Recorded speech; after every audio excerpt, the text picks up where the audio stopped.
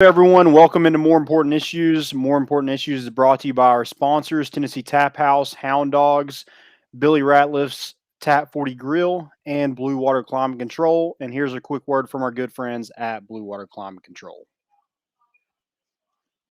People always ask, where did we get the name Blue Water Climate Control? When a Navy ship casts off lines, exits the harbor, and loses sight of land, that's blue water sailing. It takes a team of people to do that. Tireless work, focus, and attention to detail. So much of starting a business is just like that. After it's done, you get filled with deep satisfaction for accomplishing something. And it's quickly followed by, now the real work begins. We're Blue Water Climate Control.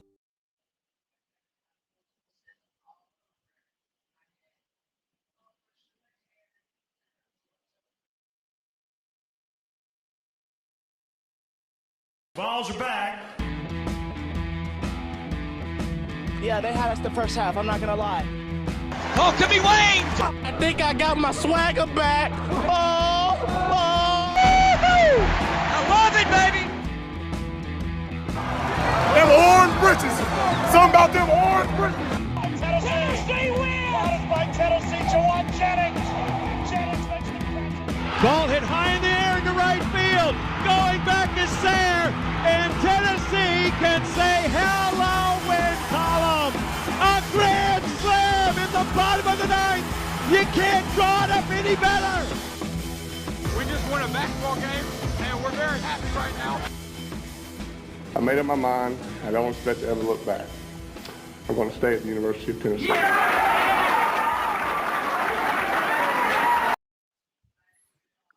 Reddit did to do, and welcome into More Important Issues. It is Thursday, August 26th.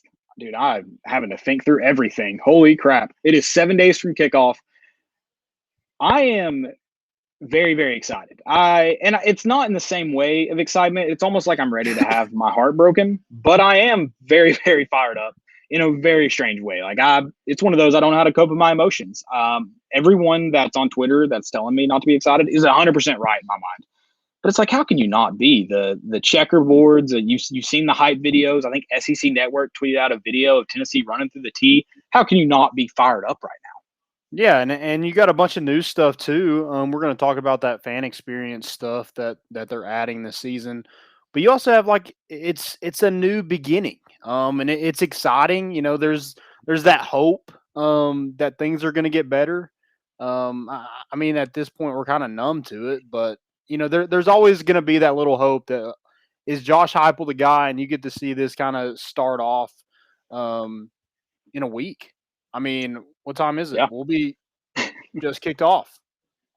Yeah, it just happened. I'll be on my couch. I don't know if we settled on a couch beer. I don't know if we ever did, but I'll be on my couch. Landon you'll be at the game, correct? Just no tailgating this week.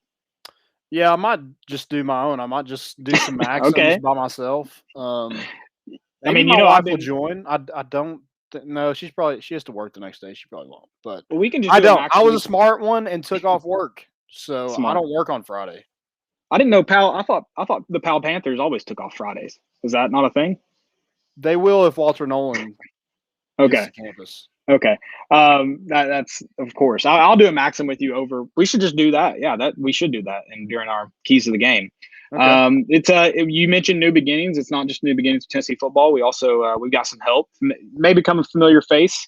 Hope so. With our producer Joe Niblick joining us. If you want to say hey, pop in here and say hey. If you want to stay incognito, it's up to you, man. Some of us are. Yeah. I wish I had gone just like full face mask and nobody ever knows my face, but I'm not that way. I'm selfish. I want my face to be known. So, so Joe will be with us. We appreciate you helping out, being on, and being around, and he'll be doing a lot of the producing for us here. And we're excited. He's our eyes on campus. He's in there. You go right now. Exactly. So yeah, he's our eyes a little bit closer to campus. So we're super excited to have him. Thanks for kind of learning everything in 20 minutes before the show. So it's going. It was smooth. The first part, that's the hardest part. So it went good. We adapt. Yeah. That's the name of the game.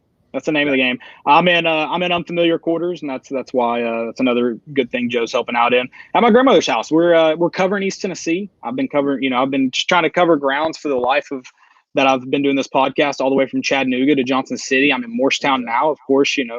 Knoxville, Yeah. Motown, big Motown guy. West side of Morristown, not the east side. They West do side have of pals in Morristown. And Johnson City, bro. Don't hate. I know. I was just pointing Okay. out that's what Morristown has a little bit more to offer than some cities. But hey, West Side, best side up here in Motown, and we're still making the show happen. And I'm excited to talk. We're going to preview the defensive line tonight, and potentially maybe is that him on the ground right now? Potentially maybe a commit coming up at that position group, obviously for next year. Also talk a little bit about the game day experience. And you can hate on Tennessee. Here's the thing: Tennessee can't win until they win, right? Like nothing Tennessee does to enhance anything is good until they win. Like how dumb would the block party have been if baseball wasn't in the Super Regional? Like how dumb would that have been if they're like, yeah, we're going to do this for the Vanderbilt game if Tennessee's walking into a bloodbath, only winning one SEC game up to that point. You can't win until you win.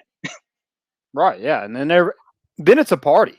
When you start winning, then you can have the block parties. Then you can have, your coach has he can get in a fight in the face of another coach and nothing's said about it. Right. It's actually it's encouraged at that point. Oh, 100%. 100%. And we'll talk about that game day experience. I'm excited for the changes. Hopefully winning comes with it because I want to win first off. We've also got some recruiting news. Biggest, I think everybody should be in for this ticket giveaway.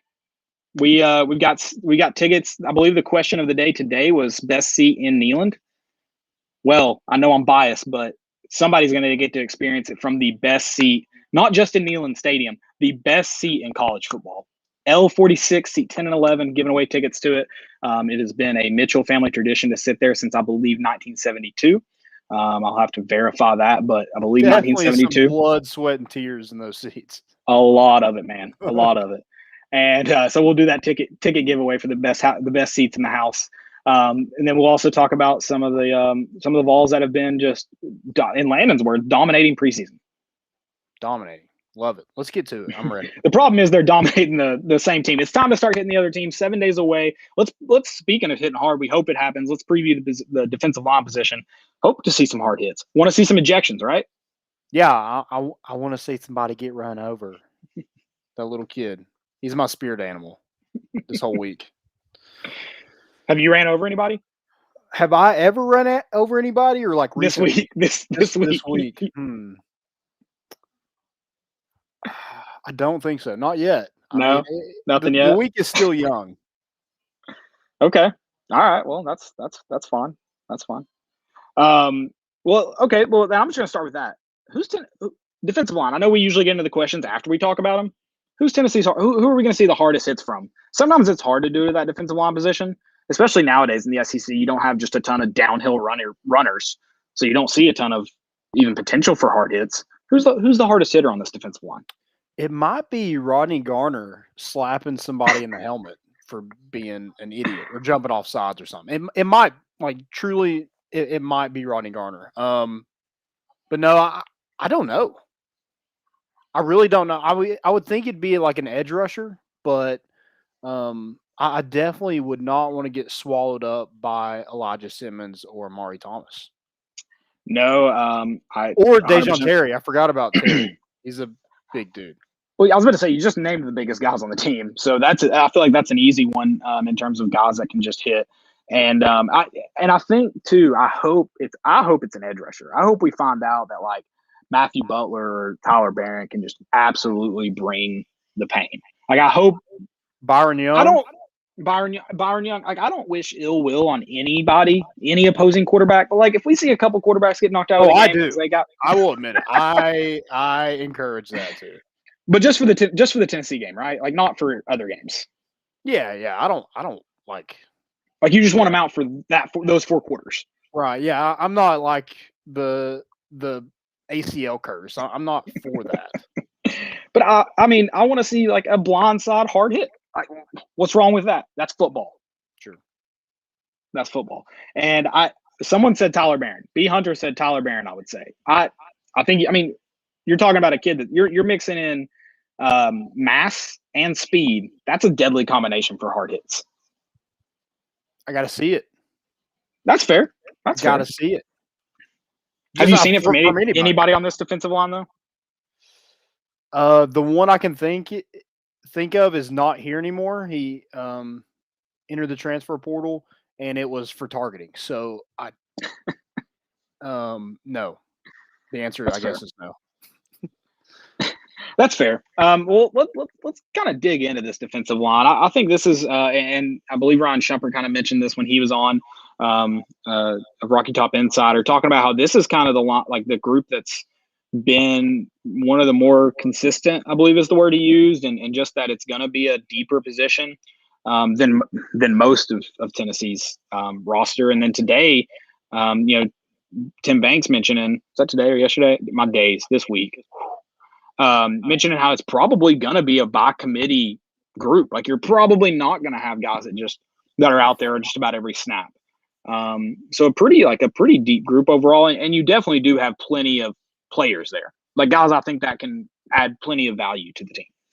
Yeah, there's bodies for sure. I think my first question is there an eraser on this team? Is there a brute force up front that can disrupt and make a team go backwards?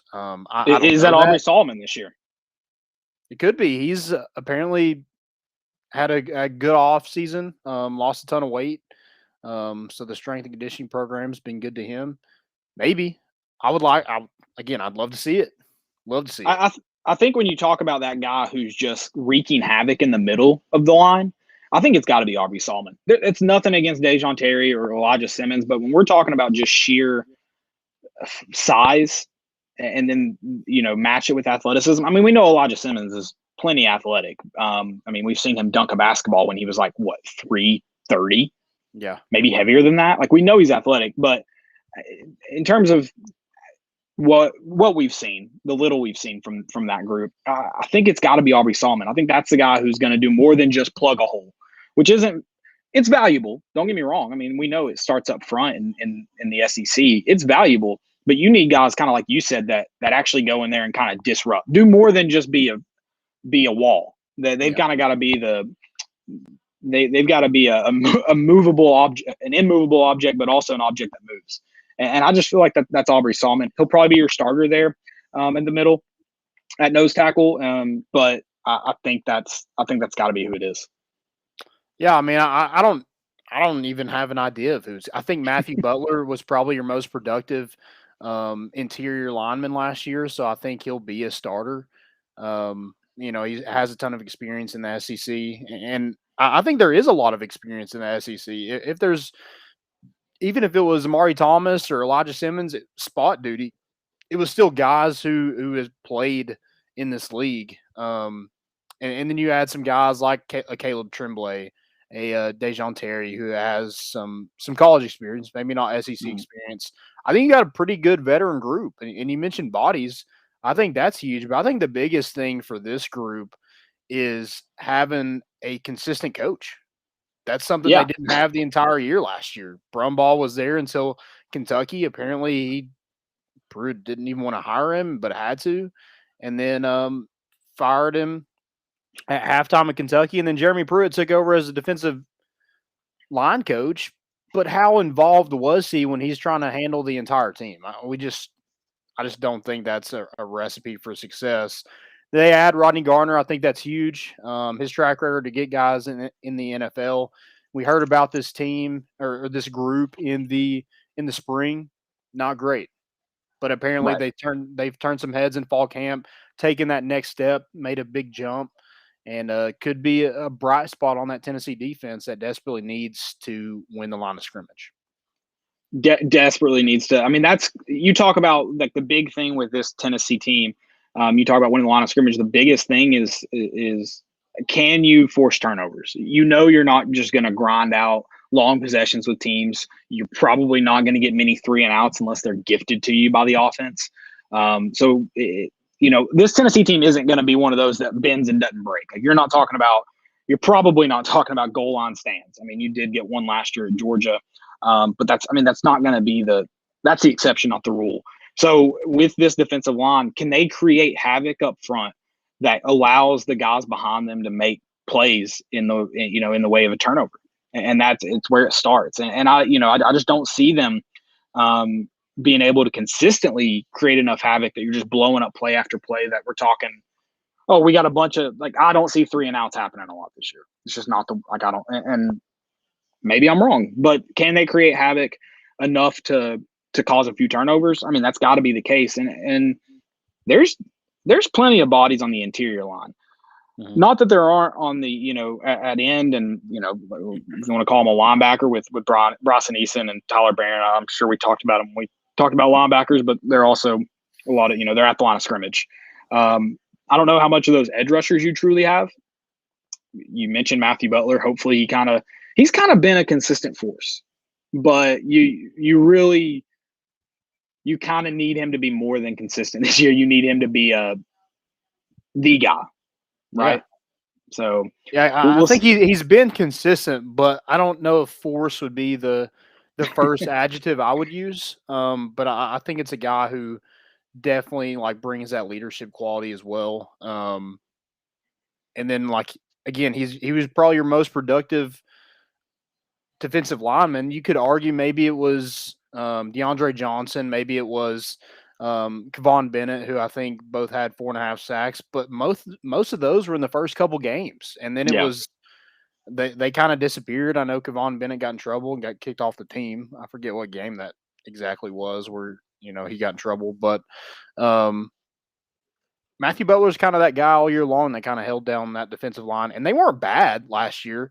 I mean, when you look at the team as a whole, and the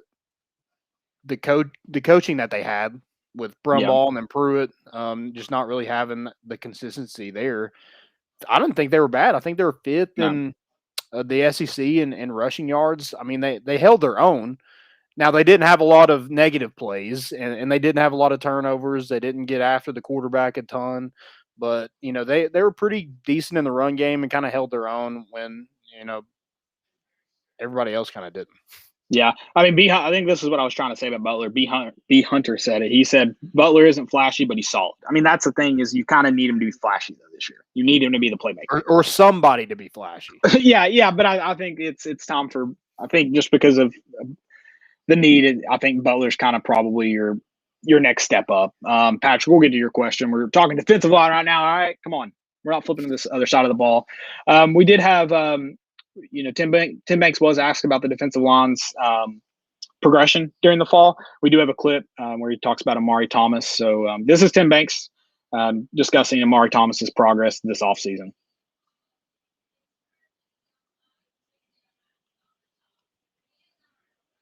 Coach, what kind of camp does Amari Thomas have? Does he look like he's ready to be a guy that just played a little bit as a freshman? Who was that again? I'm sorry. Omari. Oh, Amari, Big O. Yeah. Yeah. Does he ready to take that jump from being somebody who was spot duty last year into the rotation now, do you think? Yeah, it's really hard to say. O's worked really hard, but I think our whole front, has worked hard. Coach Gardner's done a nice job, continue to push those guys and get them going. And, it's going to be a little bit, by committee up there. And, for us to play, at the level that we all want to play at, we're going to need to be good up front. And it might have to be by committee. So O's part of that mix. He's working hard. How much of a role he carves out, I think is yet to be determined, like it is with a lot of those guys up front. And what do you like about Darnell Wright at left tackle? Sorry, a little bit from last week there thrown in at the end. That's on me. But I love that. First off, the term of endearment there. Oh, Big O. Love Big that. O. That was that was nice. So he kind of mentioned, but I mean, Tim Banks mentions it. It's going to be by committee, but I like that. He's seen a big jump in as a whole, as a group as a whole. It's not just one guy that's kind of been the all-star. I think that's, like I said, I think there has to be someone that is the flashy guy. But if you see a big jump on this group, I think that gives you a good sense that maybe you have some guys that on the front that can wreak havoc, and I think that's really what you want to see. So, Yeah, and I think people are really interested in seeing Amari Thomas and Elijah Simmons take that next step. That is a question. Can they be in that rotation? If they are, can they be a difference maker? Because those are guys when they came in, you thought could somewhere down their career could be that force Tennessee's looking for up front. So I'm interested to see those two guys this Saturday. I don't know if they'll start. I mean, I guess with that defensive line, it really doesn't matter. They're probably, if you're in there making plays, they're going to leave you in. If not, they'll probably get somebody else in, get some fresh legs in there, and see what happens. But yeah, I'm interested to see those two guys. Absolutely. And we got a question here from Patrick Eady, defensive one, so we'll stick with it here. Which defensive transfer will be the best excluding Mitchell? So I kind of like that you led off with that, Patrick, because I think it's, again, no bias from here, but I think it is there at the linebacker position. I think it's also by need that he probably is the best. So who do you think's the best transfer? I know that may not be a defensive line question, but it said defensive transfer. Okay, defensive, yeah, defensive. I'll probably go. This might be cheating, but I'm going to go junior college transfer Byron Young. Okay, all right, I like that. Man, and I think he does start. Yeah. Okay. Interesting. All right. Not against that at all. I'm kind of in the boat of. I think it might be a secondary, and it's nothing against the guys that were on the roster last year. I just think you added a lot in either Brandon Turnage or Kamal Hadden, and I feel like those guys are going to make a big impact. And again, that's outside of Mitchell. So yeah, I think it's if we take him out of the equation, I think it's going to be Brandon Turnage or Kamal Hadden, and I don't know. I mean, the biggest thing is, can they catch the ball? Because isn't that what we lacked last year? The guys were there to make the play, but didn't quite finish it. Couldn't finish. Patrick said Terry or Hadden. So, okay, floating in the same boat. Got a couple different answers there. Mixing it up. I like it. Yeah. I like Terry. I don't know if he is I think he's an impact guy. I don't know if he's like a, get the bulk of the reps kind of guy this season, but I think he will have a nice career here at Tennessee. I like that. So let's do stats.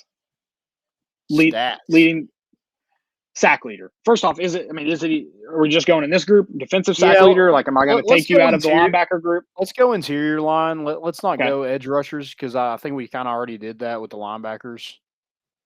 For me, it's got to be. I'm going to go Matthew Butler. Okay, I'm kind of in that same boat. I think Matthew Butler is a good pick for that, and I think again it's kind of by committee. But I think any guys on that interior line, they're not going to be they're not going to be as good at getting to the quarterback as Matthew Butler is. Right. Is he the same for tackles for a loss? Or are we talking like an Aubrey Solomon, Dejon? I mean, like Matthew Butler is really the only guy that I'm like, yeah, he's a for sure starter. That's fair, yeah. So yeah, I'm gonna have to go with Matthew Butler there too. Okay, all right. Dark horse, I'll go Caleb Tremblay. That's Emerson. I think he surprises people. Emerson is gone. He entered the transfer portal. So if he's doing it, it's not for Tennessee, and that's unfortunate. Where did he land? I think he went to Memphis, maybe. Gotcha. Okay. He's from Memphis, so I think that makes sense. I think that's where. Now you're just throwing out random teams. Yeah, Penny. He's playing for Penny next year. Oh, how much is he getting paid? Oh, crap ton. I mean, I can't wait to talk about. That's in my what's trending. So okay, fun. We'll get to that. Yeah, pumped for that. Anything else for defensive line stats? Anything like that? Ooh. Does any defensive lineman have an interception? Little batted ball action turned into a pick. Maybe. I mean, he's got the best hands. If I'm going best hands, it's got to be Elijah Simmons, right? I would think. I would think Elijah Simmons is a great pick But for that. also, he's not hiding from anybody. So if you're throwing at Elijah Simmons, you're trying to hit Elijah Simmons. Oh, that fair. Fair. I'm sorry. I'm distracted by I'm a big fan of the halftime kick, field goal kick. First off, 35 yards is a hell of a kick. Is it still that they're making those? Almost? I believe so. I didn't see where Maryville finished. They had the ball on like the 20-yard line with 20 seconds left. Oh, it's 24-17. Okay, so they did score at the end of the half there. Yeah, with 9 seconds left. Yeah, they make him kick a 35-yard field goal. This kid's barefoot in white socks. So this is going to be an exciting one. I'm a big fan of. God, I love high school football. I'm so glad it's back. So glad it's back. But it's beautiful. All right, so we settled on Elijah Terry for most interceptions. We're going to get to game day. Elijah Terry. Sorry. Elijah Simmons. Where did I even? I'm just mixing. Dejon Terry, Elijah Simmons, either one of them. You can take it. 50-50. Yeah, for sure. I also want to mention some other guys within this group. Karat Garland, Caleb Tremblay, Dejon Terry, Matthew Butler, Amari Thomas, Aubrey Solomon, Elijah Simmons, Jay Blakely, Dominic Bailey, and Latrell Bumpus. Those are kind of your interior guys. Maybe you see some of them line up outside, but the majority of it, I think every time those guys are on the field, their hand is going to be in the dirt. So just kind of want to mention those guys. And, Tennessee has quite a bit of depth, and a lot of those guys that you've seen play at Tennessee, whether it's been in spot duty or whatever, they do have some experience. Right. Big Uglies. Big Uglies. Do they still I feel like that nickname's kind of faded out. Is that still a thing? Or is that exclusively offensive linemen now? I feel like defensive linemen, you started seeing some single digit guys. Gotten away from kind of the Big Ugly. Yeah, there's some pretty boys now. Yeah, I feel like Big Uglies is exclusively offensive side of the ball now. Yeah, I think you're right. Yeah, they've kind of Aaron Donald and J.J. Watt. They kind of just took that away from. That's the greatest nickname. I hate that nickname's been taken away from the group, but it is very fitting for an offensive lineman, for sure. If your offensive lineman isn't full of Big Uglies, you don't have a good offensive line. So he doesn't play. Exactly. All right, let's talk some game day experience. Dude, I'm excited for this. Pumped. So let's start with the I guess the most popular one, and that's which it's a cool idea, maybe not a great idea to roll out in the middle of a pandemic. Oh, I thought the same thing, but I'm going to do it. So. I'm going to bring a glove in. You have to show your vaccination card to hit the sign. To do that. Yeah, not to get in, just to do that. It's a great idea, though. Tennessee is putting the Give My All for Tennessee signs above the actual tunnel entrances to each section. Great marketing tool. Again, maybe not the best to roll out in a pandemic, but that's so fitting for Tennessee tradition, adding in kind of new wrinkles to what Tennessee does. That kind of goes into the checkerboard, adding it to stuff. It's a Tennessee tradition. It's just being added. It's being given more exposure, I guess. I don't know. I think it's a great idea, though. Yeah, I do too. I like it. You're kind of adding more to the tradition. It's still the same thing, but you're making fans more a part of it. I think that's cool. I think that's something that we've kind of talked about on the show a lot, is improving the fan experience. We go there for a football game, but I don't think it hurts anybody to have a little bit of entertainment in it as well. But I don't want the entertainment that takes away that kind of thing doesn't take away. Adding in beer gardens doesn't take away from the game. The things I hate is when we get canned music. That's not a part of the game day experience I enjoy. That's not it. I'm not a fan of having a DJ on the sideline. I don't. No, same here. And then if the LED lights, it's just the future. Everyone's going to them, and it's almost like a product of you're gonna get the lights anyways. The LED lights, you might as well get the ones that change color and do all the fancy stuff. So it's kind of a product of just how lights are changing and being upgraded. If it does so much that you're I don't enjoy this, then that's not fun. It shouldn't be every I don't know. Like it should be a touchdown thing or an end of game thing when you win, by the way, not after you lose. I shouldn't see orange lights flashing. You know, so as long as it's not like, as long as it doesn't feel like it's taking away from the game, I think it's a great addition to the fan experience. So the LED lights I think are awesome. The fireworks, I'll hot take it. You ready for this? Yeah. Leave the fireworks in Vestal. You're not a big firework guy? No, I love the fireworks. Leave them in Vestal. That's a South Knoxville thing. I want them shot off across the river. Is that where they're usually shot off? Yeah. Heart of Vestal, baby. So where are they going to shoot them off? They have, I guess they like have the setup that, you know, I mean, a lot of stadiums have it now. It's going to be the roof of the north end zone, so right behind you in ZZ. The east and west sky boxes as well. So, yeah. I feel like that's not. I wonder though. But... Oh, it does say moving. I mean, they do it in stadiums all the time. I mean, hell, soccer has fireworks like behind the goal. Oh, nice. Yeah. So yeah, they're adding those. That's, I guess, I mean, I'm just complaining because that seems like something fun to complain about. But whatever. They are adding, this is cool. The Volunteer Village are adding pregame concerts and food trucks, which again just feels like the future. Food trucks. They're everywhere. I have a couple food trucks. I have a couple food trucks I like, but I hate the idea of going to dinner at a food truck. Yeah, that's not like on a date or something on a Saturday night. Yeah, you don't want to go order out of a van pretty much. And then sweat in the heat outside while you eat, and you have no choice but to eat outside. Yeah, and it can only come in like a box like this big. So like right. There's it's not a ton of food anyway, and it's pretty like every food truck that I've been to is pretty pricey.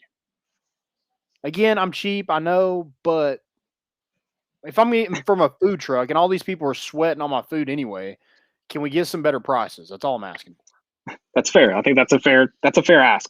I mean, and again, nothing against food trucks. My favorite pizza. Shout out to Opie's Pizza Wagon. I know it's no free ads, but the pizza's so good. I gotta go free ad here. If you're in Johnson City or surrounding areas, Opie's Pizza Wagon is the best pizza of all time. Pizza. Also, I'm sorry. That's a good name. I like that. It's a great name, and it's fitting because they have a wagon that's a brick oven that they drag behind their van. Drag behind's probably not the right word to use. It's on a trailer. It has wheels. It's very good. A couple were mentioned. Aaron, whoops, about left there. Aaron Kirksey, I think I'm saying that right, mentioned, what about the remixed Rocky Top song? I think that was a joke, right? Did you see Alontae Taylor tweet it out? Yeah, there's no way that's... Okay. Hopefully, I hate to sound like a curmudgeon here, but... If we want to do an after party, like a fifth quarter kind of thing after we win, if you want to play remix or Rocky Top, fine. But yeah, I don't want to hear it during a Tennessee game. I'm sorry. Yeah, the few touchdowns they score, I want to play the regular Rocky Top. Ooh, that's a good point. B Hunter said, do they jack up the prices just for the game? So like at the food trucks? For sure. You kidding me? That's gross. For sure. Come to our tailgate. We're right below United Methodist or Church Street, United Methodist. Something. It's a church. Yeah. Come to our tailgate. We have some food. Some food. Yeah, maybe not like a whole meal, but it won't be $15. Exactly. Yeah. If you want to pay $5 and get a whole meal, hey, you're more than welcome to do that. Yeah, that's fine. That's good with me. But yeah, we'll be there. No, I did like it, Aaron. So no hate. That's not my touchdown song. It's not my touchdown song. Yeah. You're a woo guy, right? I like woo. Yeah.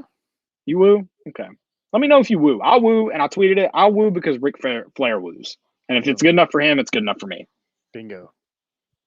So.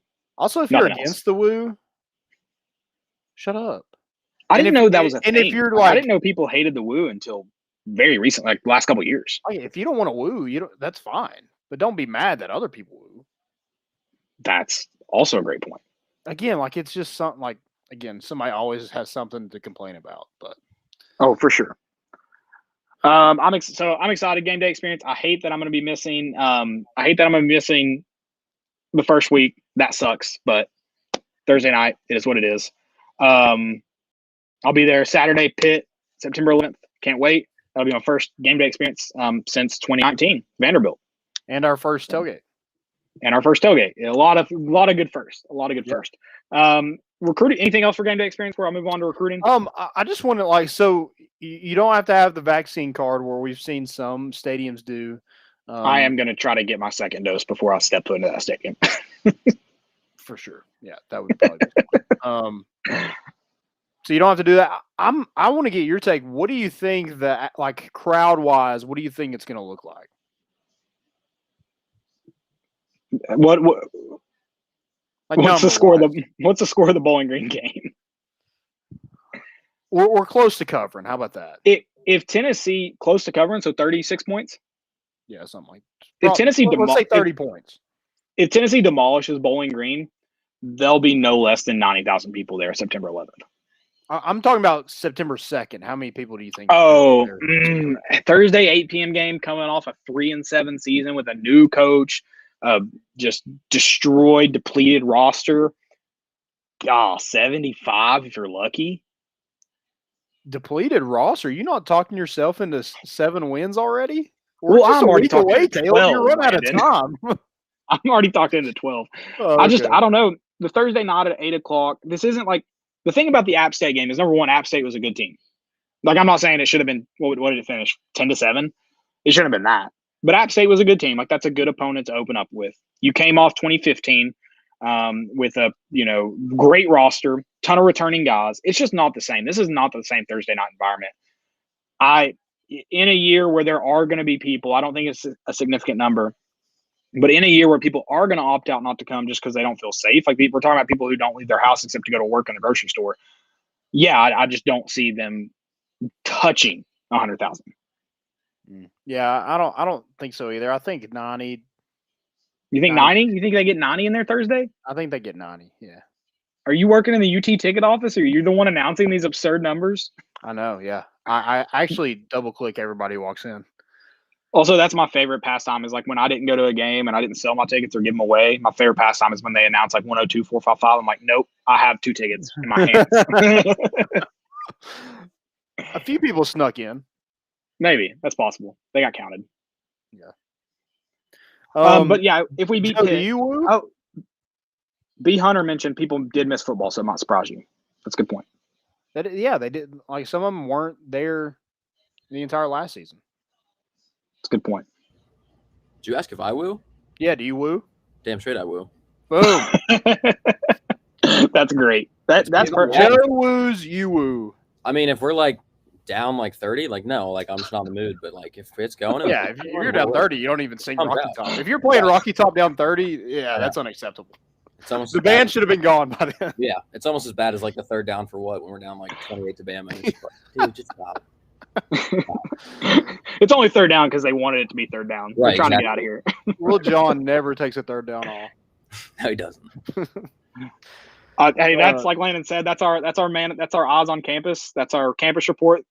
He woos. So what is it? The Robin Williams. What movie was that? It's not a Robin Williams quote, but so it is said, so it is done. I don't remember. What movie is that? He's like a marriage counselor. He's a priest and he does marriage counseling. It's a good movie. I just can't remember the name of it. Anybody know what I'm talking about? I can only picture him as Mrs. Doubtfire. Goodwill Hunting. Not Goodwill Hunting, but he may have said it in that. That's possible. I don't know. Mrs. Doubtfire? No. Is he a priest in either of those movies, guys? You're not helping me out. Flubber. Matt Adams said first game, I see about 85. I could see 85. I'll say this, it's gonna look decently full. Like, I don't think it'll look empty. Yeah. So it won't be a spring. We're not talking spring game troubles. Yeah, we're probably not helped out by Bowling Green not having any fans and just being terrible. So no, I saw a lot of tickets available in the Bowling Green section. So yeah. Anything else game day? We ready to go to recruiting news? I know. Yeah, let's get to recruiting. Potentially big. I haven't announced yet. Potentially big recruiting news. He's big for sure. We good? You ready? Yeah. No, I'm looking up. I have to figure this out. It's one of those like. Oh, you're looking at Robin Williams. I have to. If I don't know it, it's gonna kill me. Yeah. So I've got to look it up. I got you. So 5-star defensive lineman Walter Nolan released a new top 3 2 weeks ago. He released one as well that was, I think he was asked after the jamboree in Neyland Stadium that his top 3 was Florida, Texas A&M, Tennessee, and then he released a top 3 yesterday. It was Georgia, A&M, Tennessee. I mean, you drop Florida out, though, but you add Georgia in. So here's my question: did he even when he was asked that question? Because it was asked kind of on the fly. I think they said, "What's your top 3?" That's true. Was that even his real top 3? Yeah. Hopefully not. Maybe. I mean, he just released it, so Tennessee's in both of them. So I guess. I'm not saying the second one's fake. I just meant the first one was that real because he was asked on the spot. Right. That's what it might have been his top 3 at that time. Hey, update! He's wearing orange tonight. Boom. And his fight song is Rocky Top. Just saying. Well, also, the movie was The Big Wedding. I've never seen. He was Father Monningham. I don't know, something like that. It's a good movie. It's a good little rom-com. Okay. But yeah, then just kind of some weird tweets after that. Just the 11K followers and he'll commit. He got that in like minutes.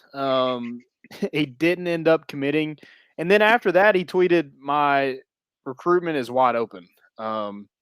So what that told me is like this thing is not going to be over until this dude is on campus. And even then, can you really count him on? I mean, nothing.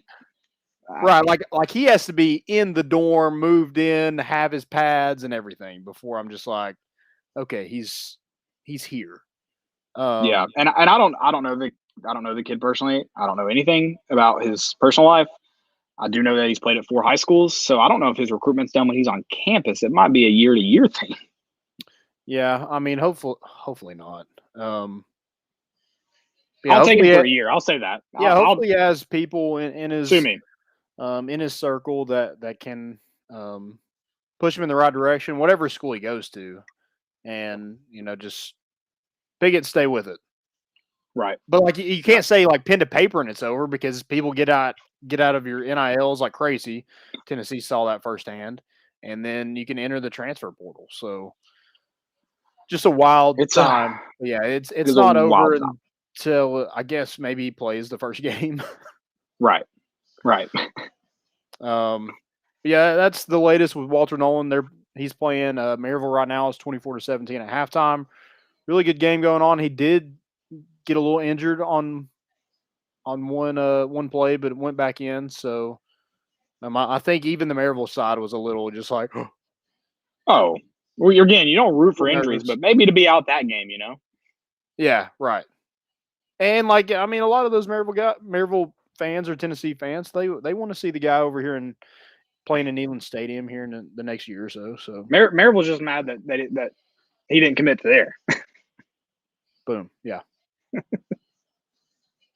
Yep. And then moving to the basketball front a little bit, you have 2022 point guard Zakai Ziegler will announce his decision on Friday. He is a 5'10", 165-pound point guard from Bronx, New York.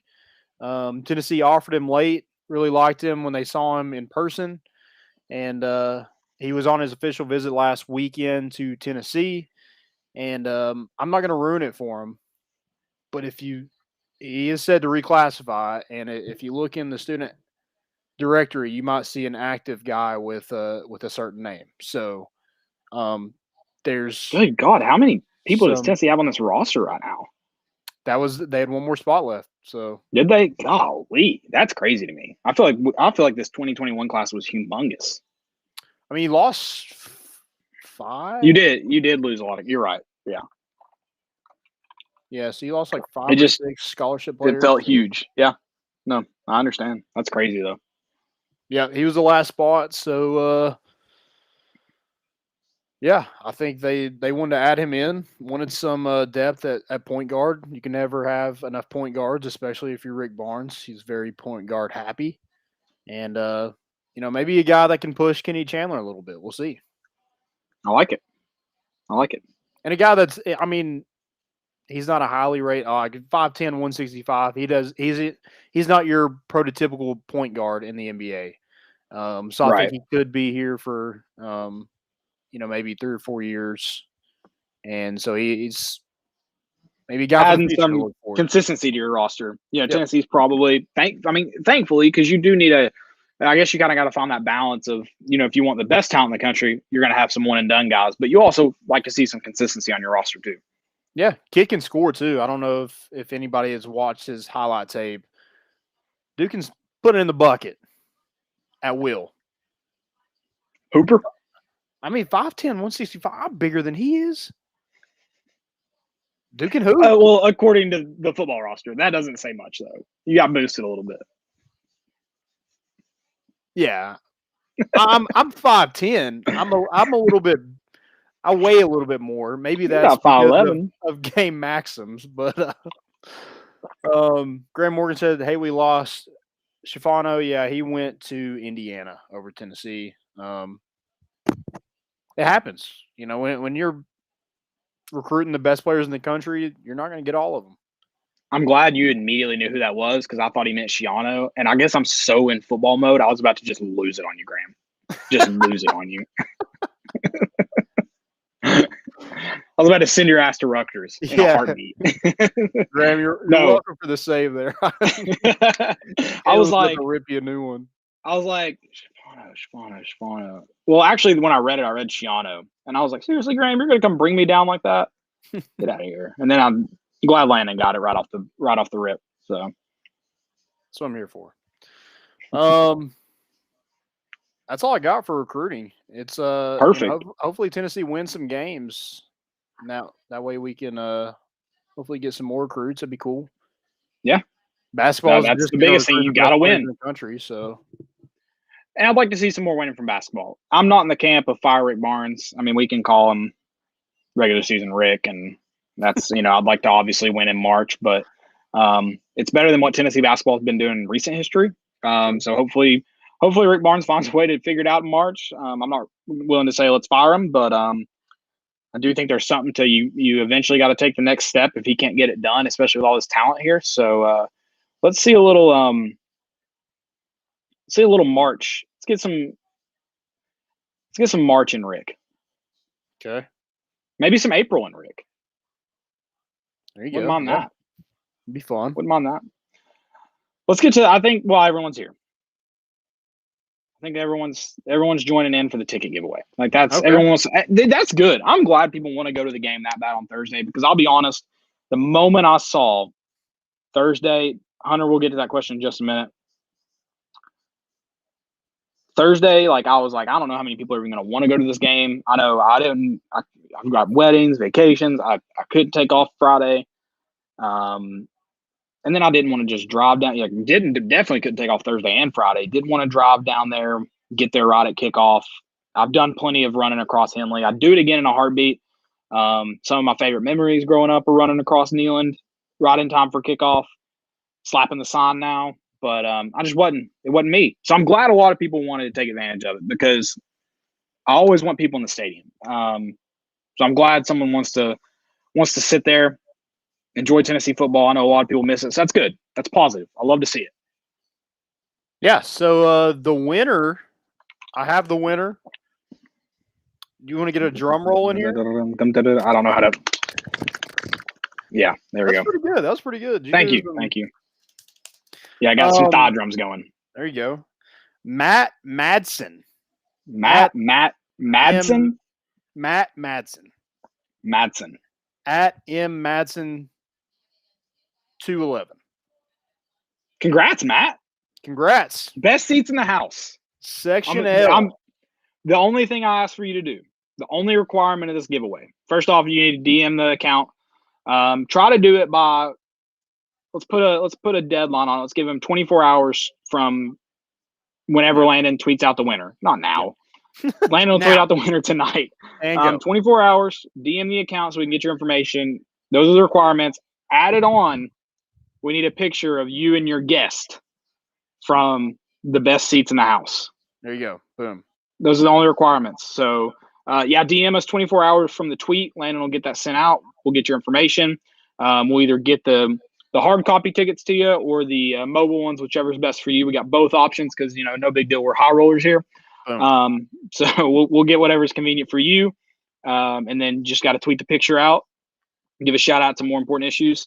And with the hashtag best seats in college football. No big deal. Matt Madsen, congrats. Matt Madsen. Congrats, Matt. That's exciting. I hope you guys have fun at the game, whoever you go with. Sure, it'll be a good time. It's always a good time in Neyland, even when it's a miserable time. I mean, honestly, that LSU game, I had so much fun at that terrible, miserable LSU game. Oregon in 2010, I had so much fun at that game. When you're talking about monsoons and thunderstorms, and Oklahoma in 15, we lost. Had so much fun. So yeah, hope you guys have a good time. Anything else to give away? Anything for Matt? Do you have a requirement for Matt, or do you want to throw in anything else for him? That he has to do. Yeah, I don't know. No, I think just having a picture, I think that's good enough. Okay, you're not going to get on the Wear orange, please. You got to woo. You got to woo. You got to woo. Yeah, we have a whole list. Actually, just we'll get you the full requirements. Yeah, we'll send it. You're not getting on the jumbotron. That's only reserved for seats that Landon has. Only Landon and Tracy can get on the jumbotron. I know I'm getting off topic. I was so shocked when I saw your dad pop up on there. I was like, well, wait a minute. How did he do that? He always finds a way. Your dad's me, like it's him. Oh, no offense, but I know that. Yeah, he always finds a way. He was on TV a couple times last week. Yeah, if he runs for mayor, I'm like, he's gonna win, hands down. I don't care who is running against him. It's not very difficult right now. We had a WWE wrestler win last time. I feel like a lot of people are going to take that way too political. That was just a joke about having a WWE wrestler as nothing else. Right. Yeah, you definitely won't like it. It's incredible. We were on a pier fishing in Panama City, and he saw somebody there he knew. I'm like, that's amazing. How? That's amazing. Yeah, that's pretty incredible. That's why I do this podcast. I'm trying to be close to as famous as he is. And he doesn't even really do social media that much. And your dad is definitely a political famous person where people know him, but they don't not the people people are like, I know him, but I don't know how I know him. That's a very politically famous thing before politicians were on Twitter. I mean, my dad's at the hospital so much that people think he's a teacher, and he's not at all. He doesn't even work at the school. Love it. Let's talk about some preseason camp stuff, and then we've got some questions to get to. Like I said, Hunter will be Hunter. I don't know if Hunter's your first or last name. I'm in the same boat. I have 3 first names, so don't feel offended by that. We'll get to that question, but let's talk about preseason camp because there have been the defensive line as a whole has stood out.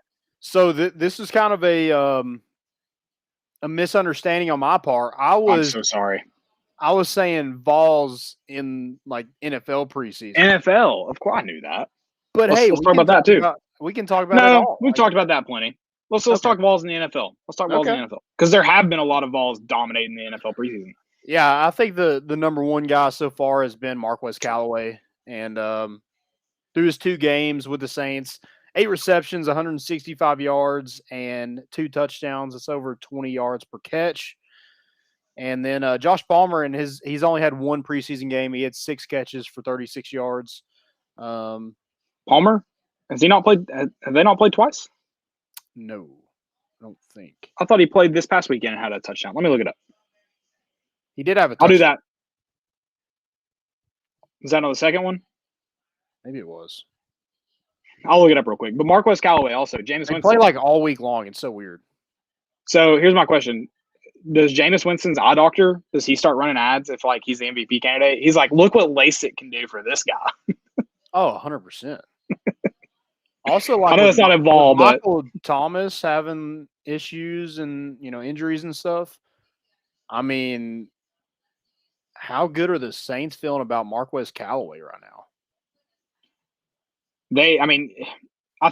Because they've utilized him in some kind of creative ways recently, just because there hadn't been a huge need at that wide receiver position.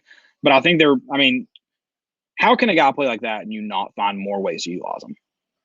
Oh, 100%. Which, that's Sean Payton's going to find a way. So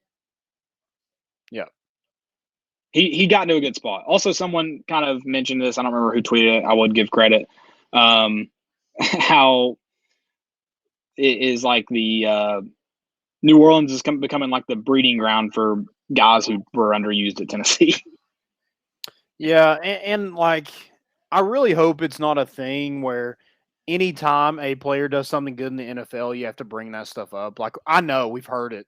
We've heard it since Alvin Kamara's been in the NFL. Like I think we've used the crap out of it enough. I think it's just cool to just enjoy them making plays in the NFL. I mean, well, I think it's beyond just like Tennessee. It's going to be everything. Like someone sent out a tweet that wasn't a Tennessee guy. They were like Marquez Callaway, Josh Palmer, Alvin Kamara. Where did they all play in college? That team must have been loaded. Yeah, you could say that. And yeah, I mean, so the Chargers have played 2 games. Okay. And Palmer had a touchdown catch against the 49ers. He had some catches against the Rams. I don't think he had a touchdown in that game though. Okay, so he had 6 receptions for 36 yards against the Rams. How many did he have for against the 49ers? For some reason, I can't pull up the stats. I just saw where they played it. I can try to pull it up, but yeah, they did play. I thought they had played 2 games. Here we go.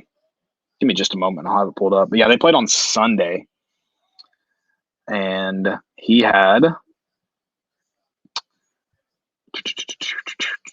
just had 1 catch. So that was just his touchdown. He just had that one catch, 1 touchdown. That's good stats right there. Okay, 1 for 1. There you go. Yeah, 1 for 1. Yeah, yeah. Good point. Can't bring Josh Palmer down. Exactly. Any other Vols in preseason that I've missed? And I think maybe I don't Tennessee know fans exactly what Juwan Jennings' stats are, but I know he's done really well in camp. I don't think he's played or not played. I don't think he's had any catches. Okay. I know he had some the first game. Oh, did he? Okay. I guess he did against the Chiefs. Chargers. He did against the Chargers. Yeah, it's exciting to see these guys. Again, just enjoy it. There's no need to get mad about how well they're doing in the NFL. Like there's nothing we can do about it anymore. It's more of sad, Landon. I don't know if it's mad. It's just like, man, what could have been? But I mean, like he had 1 catch against the Chiefs for 26 yards. It's not like those guys weren't good when they were here. Yeah, maybe they weren't. Their potential wasn't maximized. I get it, but like Marquez Callaway was like one of the best punt returners in Tennessee football history. Yeah, and Callaway and Palmer both, they're more of a product of poor quarterback play than anything else. Right, yeah. So, yeah, it wasn't like they weren't playing. Right. And that, another thing with like Alvin Kamara, like no knock on Alvin Kamara, but like, I mean, Jalen Hurd was not a scrub. Right. They just should have found more creative ways to use him. Like, I think like a lot of people are like, he wasn't even the starter. Like, that's not my hang up. Like, that's just depth chart positioning. It's more like he just didn't get enough touches. They didn't get him into space enough. They didn't start him. That doesn't bother me. Right. So Maryville just scored to go up 31-17 on Powell. Pow. You ready for some questions? Yeah, let's get it. Also, Credence mentioned earlier he got to meet Evan Russell today. Yeah, I think he did an autograph signing. Yeah. At Underdog Collectibles. I think that's right. I believe in the. I thought it was it's in a shopping center. Am I wrong that it's, I guess, I thought I read that it was on like that shopping center kind of on campus underneath the Publix. Maybe not. I may have read that wrong. That's a cool place to put one. I may have read that wrong. I read shopping center and maybe I just assumed that, which is a bold assumption to assume that's the specific shopping center people are talking about. Yeah, there's quite a few. Quite a bit, yeah. So that's a dumb assumption, but that's exciting. And then I'll ask this question here. Oh yeah, it was University Commons. Caleb, look at you. Boom. Hunter mentioned it's got to be new, right? It must be. Joe said, yeah, the Underdog collectibles in University Commons. I don't remember it being there when I lived down there, so I don't know. It must be fairly new. That was 2017. So check that out. Yeah. Okay. I'm a big card guy. I know you're not a big card guy. I'm not a big collector. I don't really have any collectibles. Like I'm not a collectible guy. I hoard a lot, not collectibles. Yeah, you're definitely more apparel. Apparel, yeah. Me and Emily have. You're a hat guy. I'll do a hat giveaway, which Emily's like, you got to get rid of some of the hats. I'm like, what do you want me to do with them? And she's like, sell them. I'm like, the problem is I wear my hats. Like, I don't, like, I wear them. Like, I'll play golf in them, or I wear them to like places that like that are hot outside, like to UT games. Like, I don't really have I have a few hats that I wear occasionally that I could sell, but most of them. So if you guys want Landon mentioned it in my seats, blood, sweat, and tears. If you want my blood, sweat, and tears, I'll give away a hat. Okay, there you go. Do you have any of that, like, maybe don't include blood, sweat, and tears? I mean, No, that's kind of a given with the way things have gone the last couple of years. I'm pretty confident all my hats have blood, sweat, and tears. I'm pretty confident. So they won't be being sold. That's for sure. Gotcha. Yeah, no selling them. I also just bought like 3 new hats, so that was smart of me. Yeah, which no hat tonight because, like I said, I've been a road dog. Well, sort of. I've been a road dog, couch warrior this week. So yeah, actually, if you guys could keep my grandmother in your prayers, I'd appreciate it. So we've had a rough week in the Mitchell household, so she's doing better, but always could do better. So if y'all could keep her in your thoughts, prayers, whatever you do, that'd be nice. I would appreciate it. Absolutely. So. Love that woman. We call her mommy. Well, here's the cool thing. She has a very, very creative name that, like, not everyone can be like if someone, like Brody calls his grandmother Nana. Like, you would have to specify. There's so many Grannas. You have to be like Brody's Granna, or like Meemaw. Like, you would have to be like this person's Meemaw. With mine, it's just Mommy Bump. You know who you're talking about. You can't. You don't have to be like Caleb's Mommy Bump. It's just Mommy Bump. So you guys she's Mommy Bump to you all now too. So, yeah. So cool, Nate. I don't know. I don't know the story behind it. I heard a story that I thought was real for like, what am I, 26 years old? For probably 26 years of my life, I found out that was not the true story. So no one knows how she got that name. No one knows. It was just an anecdotal story that I thought was real. So yeah, I don't even think she told it. I think my brother made it up, but that's awesome. I know we got some more questions. We did have this one in. Hunter dropped it in. Hypothetically, if Joe Milton comes out and lights up the SEC, what's his nickname? Landon had a good one. What was it? Mighty Joe Young. Mighty Joe Young. Mighty Joe Young. I like it. Mighty Joe Young. What was the movie that I still don't know is real? Mighty Joe Young. No, that's the name of the movie. Oh, okay. I don't know why I was thinking Mighty Joe. I feel like it's got to be Mighty Joe Milton, though. There you go. Yeah, we can do that. Like, you just keep his name. You can't be Broadway Joe. There's not really a good. I mean, there's a Broadway in Knoxville, but it doesn't really associate with Tennessee. I don't know. What's your nickname for him? Who's got a good nickname? I like Mighty Joe Milton. I feel like we got to come up with names for other quarterbacks just in case. Joe knows. Joe knows. That's going to require a Heisman. I'm sorry. I'm a Bo guy. If we're going to do that, I've got some strict requirements before I start calling him Joe Knows. Joe Rounds. Oh, you trying to get him in on a NIL deal? John Fulgerson's NIL deal. Okay, all right, I like it. What's up, Chris? Good to have you in. Always good to have Chris in. Like Bo Rounds. Oh, you're thinking Bojangles. Joe Berry biscuits. Joe Berry. Mojo. I like Mojo Credence. That's a good one. That's that. I think that's kind of like Fitzmagic. You got to wait until he's like, 12 for 15, 200 yards. Maybe he's driving. That's Mojo. He's Mojo. I think that's a very specific nickname. I like it. I like Mighty Joe Milton. This is a Mighty Joe Milton fan club right here. 7 days away. I'm in the fan club. Mojo's good. We'll keep Mojo on the table too. We're not taking it off. And hey, I'm not willing to take Joe Knows off the table either. I just want to clarify there's some strict requirements. Hope's a dangerous game, Landon. If Joe Milton wins a Heisman, Harbaugh should be burnt Oh, God. in the streets in Michigan.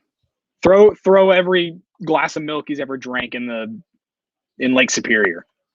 Yeah, I mean, the good thing we don't have to worry about JG winning the Heisman after looking at those highlights at Washington State. gonna keep my mouth shut. Any other questions? Let's move on. Any other questions? That's all I got for now. Yeah, So if y'all got did any, you- drop them in the chat. Did you drop the question of the day, best seats in Neyland, or did someone else? I did, but it didn't get a lot of traction, so I deleted No, it. you just left it. That's tomorrow then. Let's do that tomorrow. Okay, yeah, let's do it. Let's get that one tomorrow. We'll do Maybe that tomorrow. Maybe we can get a graphic going. Dylan Cole's been killing it. We might be able to. We might be able to. Also, sorry to turn both. Appreciate the audio clip. Absolutely. We got a bunch of guys that have been helping us. Just like Tennessee, we're trying to get back to our glory days, if you will, even though we're pretty new. But a lot of guys helping us out. Mentioned Joe being on here and assisting with the producing. We got Dylan. It's been killing it. Joe, what are some of your nicknames? Maybe we can use some of that. Oh, yeah, Joe might have a good nickname. Some nicknames in here. Most of them come off like last name. I like Oh, I think Mojo, like if he's getting going, like he's getting in his mojo, but I don't know, man. I'm sure some will stick if he stays around. Keep your ears to the ground on campus there. I feel like that's where the nicknames have got to be bred. Yeah. Right, like locker room Joe. People are gonna know. Yeah, people know. No, I'll get right with y'all on that one. Whether he's doing good or bad, you will definitely hear some. Yeah, we might have a different one week to week. Yeah, exactly.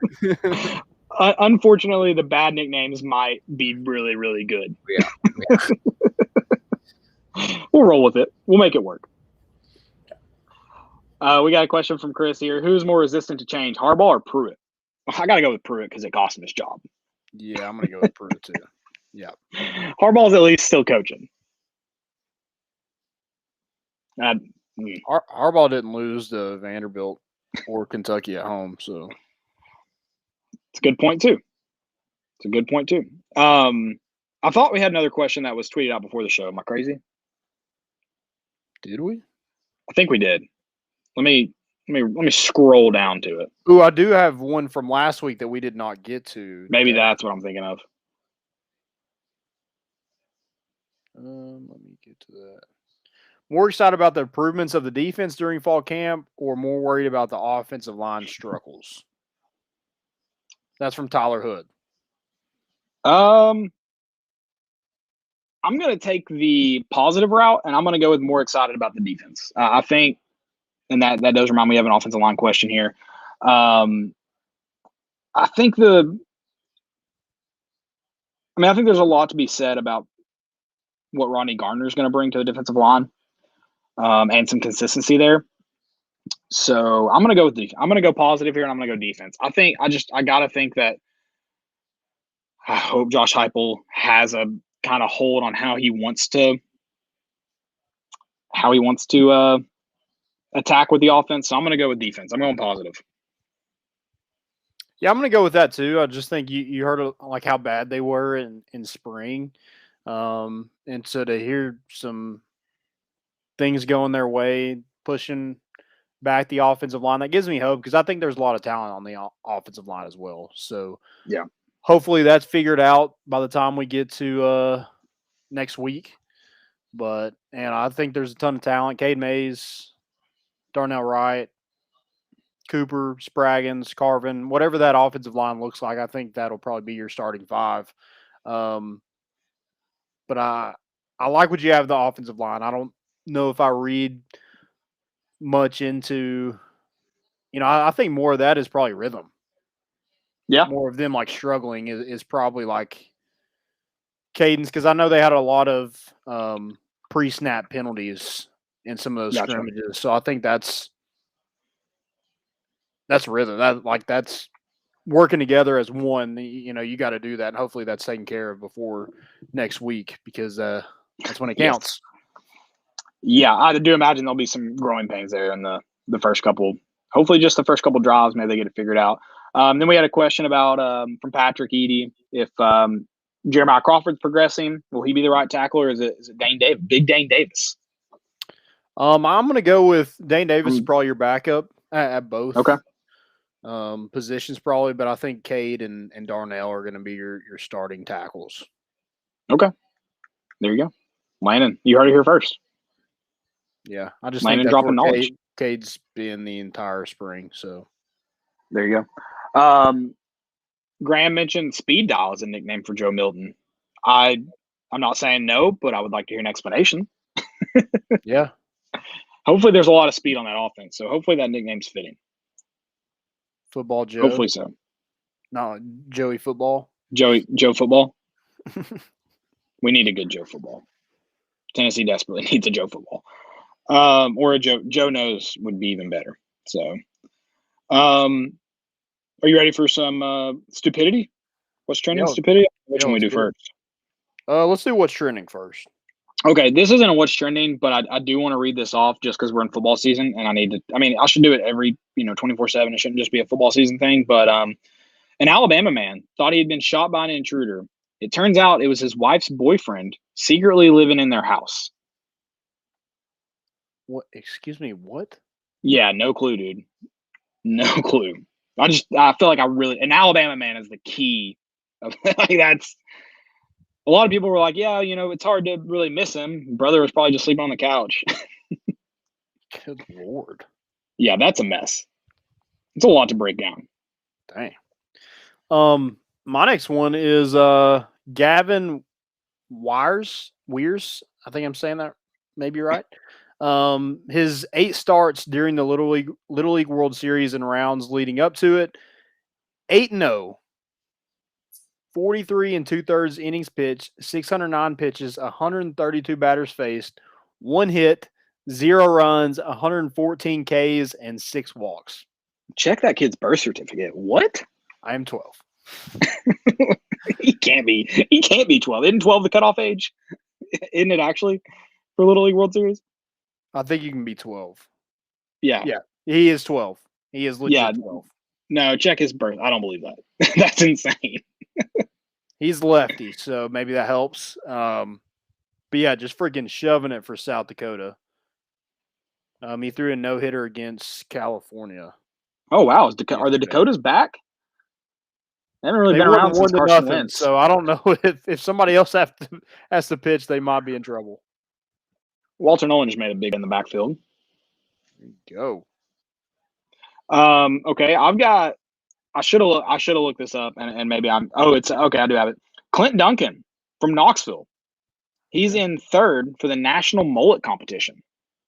Nice. I don't know how you win it. I don't know how you compete, but that feels like a big deal to me. Am I right? I mean, I don't know.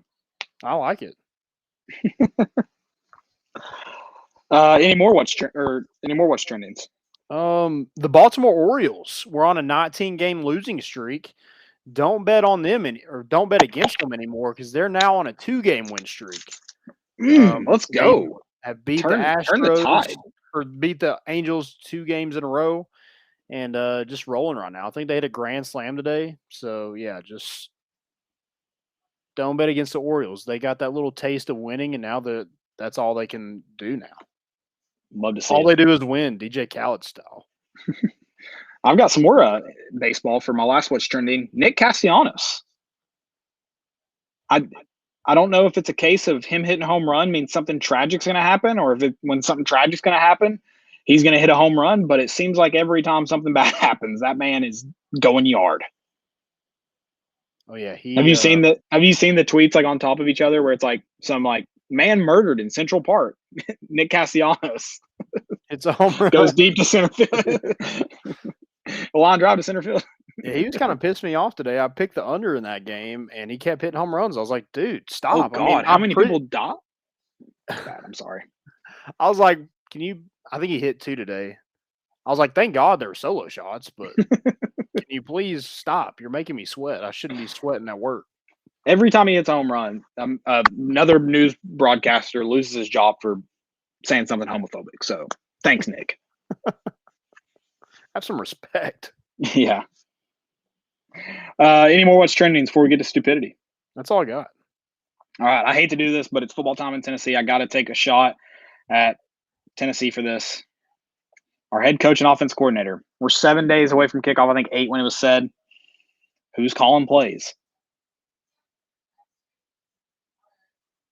Golish was asked who was calling plays. He said he doesn't know yet. I mean, I feel like from the get-go, Josh Heupel was calling plays. Right. So, I feel like that should have been the answer. Here's my spin zone because I'm a Tennessee fan. I can spin this. I feel like my hope is they just hadn't decided who they were going to publicly say was calling plays. yeah, they didn't make up they're like, oh, we didn't practice for that question. Yeah, they were like, well, they just like that. They're like, did you want me to say you? And he's like, I'll mention it. And then Golish comes up and they're like, I didn't know they were going to ask me too, because they asked Heupel and Golish, and neither had the answer. Good Lord. Oh, sorry. I had to. That one was. Hey, too bad. I'll say this: I had to bring it up. I don't care who calls the plays; just score freaking points. No, I agree. I agree, but I hope they know who's calling the plays. Yeah, maybe like it's just never like no one knows the entire season. That way, like they can't just blame one person. Who called the plays tonight? We'll see. We'll get to that later. I mean, there were plays that were called. Is all I'm saying. Yeah, that's a good point. There were plays called. I forgot to mention, Memphis now has the top recruiting class in the 2021 class. I'm like, are we still in the 2021 class? Really? Good for Penny. I mean, Kenny Chandler's been on campus for like 6 months. We focus on the future. Penny focuses on the past. He almost has an entire degree, and here they are still signing 2021 prospects. It was a 5-star. Amani Bates. I think he was like the number 5 player. So they got like 2 top 5 players in the nation. But who cares? Because Penny can't coach. That's true. It's a good point. People forget. So I saw some tweet today, and I should have screenshotted it because it was like, Memphis is now the favorite to win the AAC. I'm like, oh cool. Okay, congrats. Got to win something. That's something you can put on your resume. For sure. My next stupidity is the Alliance. I don't even know what conference is it. Pac-12, Big 8, whatever they are now. ACC, Big 10. I don't know who all's in it. That alliance, that dumb alliance that they're trying to come after the SEC. Mm-hmm. First off, the Pac-12 commissioner said there is no signed contract. There was an agreement among 3 gentlemen and a commitment from 41 presidents and chancellors. There's no signed document, and there doesn't need to be. That seems pretty dumb to me. It doesn't sound like you all agreed to anything. Yeah. Then, today, LSU and Southern Cal agreed to play a game in Vegas to open up the 2023 season. Was that all right? Yeah. So maybe you should have gotten pen to paper there, guys, because it sounds like some of your teams are working against you already in the alliance. Also, I hate neutral site games. I'll say it. I've said it before. I'll say it again. Neutral site games are dumb. I mean, I guess they're trying to get at the SEC for not inviting like a lot of these teams, but like, dude, if the SEC does exactly what it's going to do, number one, eventually you'll probably be part of it. Right. And then if you're not a part of it, then you're really not a part of college football. Like you're probably so. Your national championship or whatever you call it will mean absolutely nothing, and no one will care. Right. Chris, we did debate this yesterday on Twitter, but I'm sorry. Neutral site games, I think, should be reserved for special moments. And I don't hate them. I hate how commonplace they become. Like, I hate that every single year there's something. Like, for example, the Battle of Bristol was really, really cool for 1 year for 2 teams that it made sense for. I mean, I think the neutral site freaking world's largest cocktail party is stupid. Like, I don't know. Who doesn't want to play their opponent at home? That's just dumb to me. Yeah. Like, or their biggest opponent. Like, if I'm a Florida or Georgia fan, it would piss me off that I never get to see my rival stadium, 2 of the most prominent stadiums in college football. I never get to see my team play there. That's dumb. Oh, yeah, good for you to play in Bank of America, or not Bank of America, that's Charlotte. USSA Bank. I mean, it's not even a real bank. I think it is. But cool. I mean, and again, I think it would be cool to this play argument every other year. Bank. I don't know. Hunter, if we add more teams, it's just going to be the new NCAA. I don't think it'll be a conference anymore. I think 14's your limit. Anyway, 16's absurd, but The SEC, in my opinion, has something bigger at work because I think they have to understand that 16 is absurd. So Pretty insane. Yep. Yeah. Any other stupidities? That's all I've got. Yeah, I got one more, and you're gonna love this one. Charlie Collier. He understood that it was a bad take, but he said it, and he believed it. So I feel like it's okay that I read his name off. He said The Office was better once Michael Scott left the show. Yeah, that's a bad take.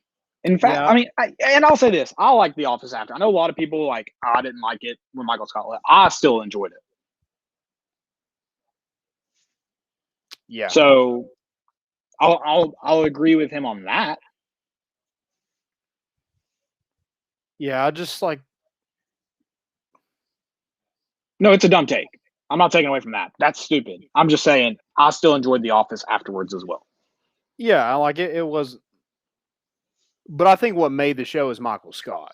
Yeah, like it was fine with, like you said, like you enjoyed it after, but you would much rather him be on the show than not. Michael Scott made the show so good that they were able to continue 3 seasons after without him. Like that's how good he made the show. Right. The show wouldn't have made it past pilot without Steve Carell as Michael Scott. Boom. That's actually a fact because if he hadn't blown up in 40-Year-Old Virgin, they would have canceled it. Like that's that's a fact of life. Yeah. Yeah. Just I mean, wow. That's a terrible. No, it was a bad take. It was a bad take. Yeah. Ugh. Bad takes are bad. Yeah, like I mean, screenshots last forever, so be careful what you say out there. Joe, now your face is now on the show, so you had a chance to keep it incognito and you didn't. So if they come after you, it's I like it. You. I like it. Before we wrap it up, I do want to mention Maryville's up 38-17 now on Powell. Powell just punted the ball away. Maryville's going to Maryville. I'll say that. I'm not saying Powell can't come back. They got an explosive offense, but Maryville's going to Maryville. Yeah, I mean, they're freaking dominant. It is what it is. I think DJ Burke he's committed to App State. Markel Fortenberry is a Liberty commit. Their quarterback is a Marcus Jones is Furman. Yeah. Carson Jones, I think is what. Carson Jones. Sorry. Yeah. So they got some talent. They really do. No, yeah, they're like just a random bunch of guys that are don't make mistakes and are good at football. I mean, there's definitely some talent in Maryville. I mean, DJ Burke just went 80, maybe not 80 yards, 70 yards, and broke like 4 tackles. So did he score? Yeah. Scored another touchdown. Ha! Suck it. I got that live TV, bro. Sorry for ruining that. It's a great place to still watch it. But guys, it's been a lot of fun. Great episode. 7 days away. Congrats again to our ticket giveaway winner, Matt Madsen. Landon will send that tweet out. Make sure you DM us within 24 hours just so we can make sure those tickets get taken care of. We want seats in Neyland, best seats in college football. We'll send you the requirements too. It's only like a 2-page list. No big deal. We appreciate you guys listening. We'll be back on Sunday. Appreciate Joe helping us out tonight. Shout out to all of you guys for joining in on the fun. Can't wait to do it again. Mighty Joe Milton leads the charge in 7 days. Joe, we really appreciate you hopping on here, learning the thing. Oh, I just saw Maryville's touchdown. That was their running back. That was not DJ Burke. Oh, sorry. Yeah. DJ Burke's number 1. Oh, okay. That's all we got. We're bringing the boat in, and we out.